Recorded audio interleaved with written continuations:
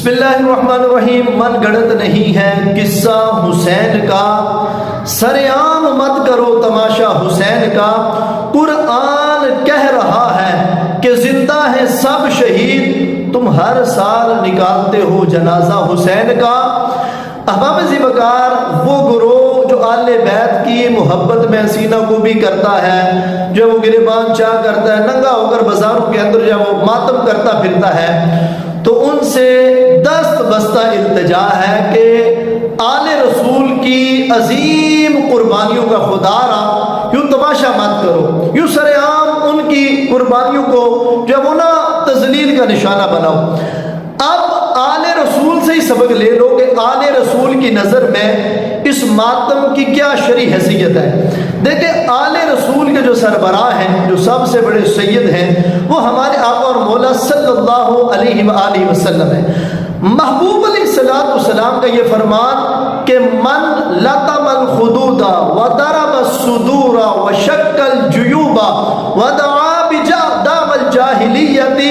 فلیس منا، میرے آقا فرماتے ہیں کہ جس نے اپنے چہرے کو تماچے مارے، جس نے اپنا گریبان چاک کیا، جس نے سینہ خوبی کی، میرے آقا فرماتے ہیں وہ امت میں سے ہے ہی نہیں ہے۔ یعنی کہ رونے پیٹنے والوں کو محبوب علیہ السلام نے فرمایا وہ امت سے خارج ہیں۔ اور پھر آقا جانے جانا صلی اللہ علیہ وسلم کے بعد مولا کائنات حضرت علی المرتضی رضی اللہ تعالیٰ عنہ، اللہ اکبر،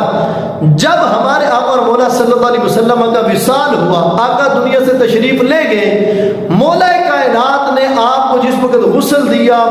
غسل اور کفن کے بعد جس وقت آپ آقا جانے جانا صلی اللہ علیہ وسلم کے پاس تشریف لائے،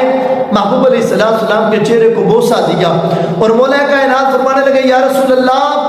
آپ کے جانے سے بڑا خسارہ ہوا ہے،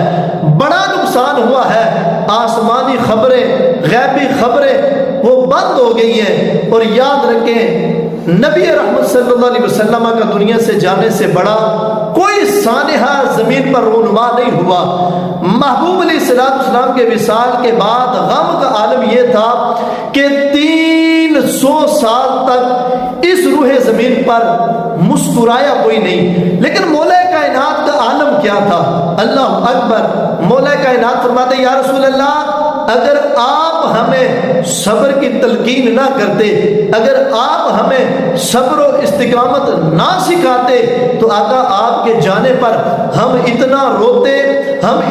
روتے کہ یا رسول اللہ ہماری آنکھوں کا پانی بھی ختم ہو جاتا۔ اور اللہ اکبر، شہزادی کونین سیدہ فاطمہ الزہرا رضی اللہ تعالی عنہا، محبوب علیہ السلام نے فرمایا کہ بیٹی، میرے وصال کے بعد جو وہ سینہ گوبی نہیں کرنی، بال نہیں کھولنے،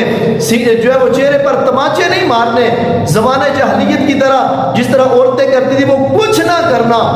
اللہ اکبر، یہی وہ سبق تھا جو محبوب علیہ السلام نے اپنے جگر کے ٹکڑے کو پڑھایا۔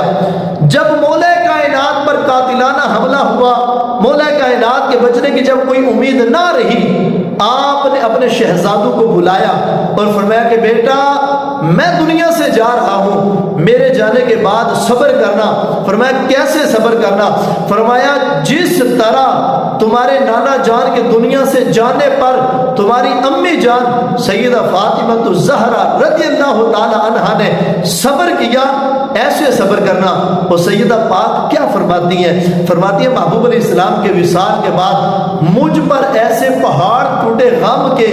کہ اگر وہ غم دنوں پر نازل ہوتے تو دن بھی سیاہ ہو جاتے، لیکن یہ خاندان رسول کے جن کی محبت میں ہم تماشے کرتے پھرتے ہیں، ان کے اسباب کو ہم یاد رکھیں۔ اور اللہ اکبر، امام علی مقام امام حسین رضی اللہ تعالی عنہ، جنہوں نے میدان کرب و بلا کے اندر ایک داستان رقم کی کہ صبح قیامت تک جس کی مثال نہیں ملتی، آپ نے اپنی بہن سیدہ زینب کو یہی ارشاد فرمایا تھا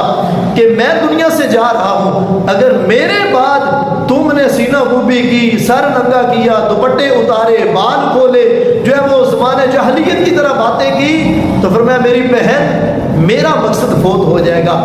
اس لیے کہ جو شہداء ہیں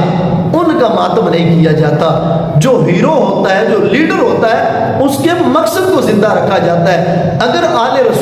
محبت ہے، تو یار یہ کون سی محبت ہے کہ جس نماز میں انہوں نے سر کٹایا اس کے ساتھ دور کا بھی واسطہ نہیں ہے، کٹے ہوئے سر کے ساتھ جس قرآن مجید کی تلاوت کو جاری رکھا اس کے ساتھ دور کا بھی تعلق نہیں ہے، تو ہم دعوے کرتے ہیں ہمیں آل رسول سے محبت ہے، اس لیے اللہ رب العزت ہمیں آل رسول کی سچی اور پکی محبت